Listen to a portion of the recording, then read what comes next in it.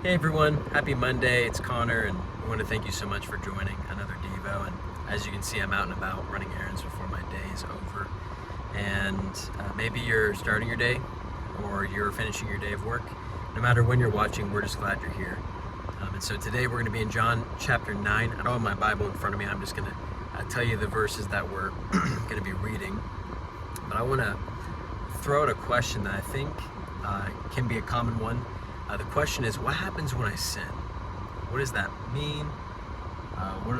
What's the outcome of that?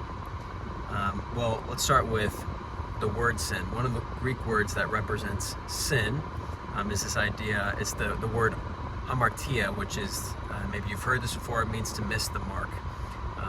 It's an act that is in direct violation of what God desires or of who He is.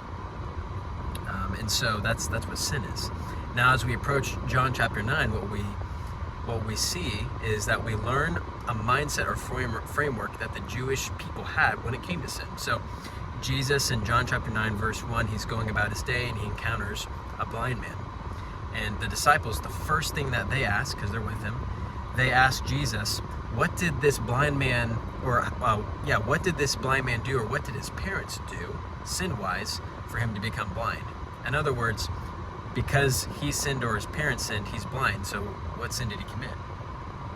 Well, the reason they ask that out of the gate is because the mindset and the upbringing culturally that they had was that when you sinned or your parents sinned, being blind, being paralyzed, or being deaf, just a few ailments to throw out there, that was a result of sin that you committed or your parents committed. Well, I think it's helpful for us to talk about for a moment that those ailments, and we know this in 2023, those just happen because of a broken world, but not necessarily because of something you did wrong.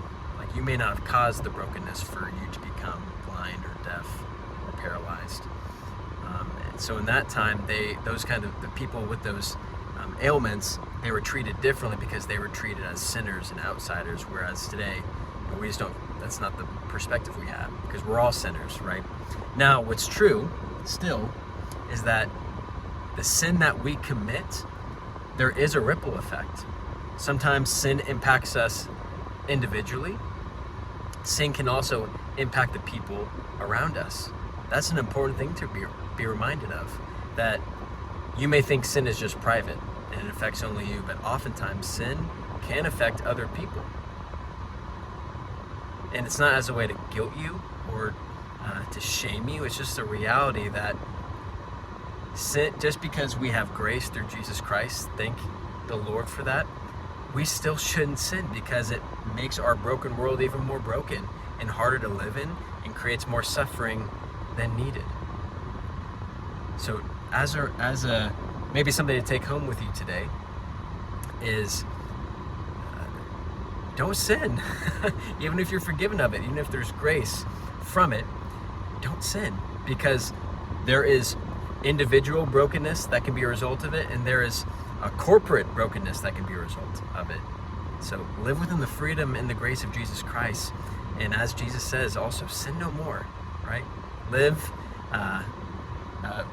in the process of sanctification, becoming more like Jesus, so that we can navigate this broken world less broken. So love you all. Thank you so much for joining us for another Devo, and we'll see you next time.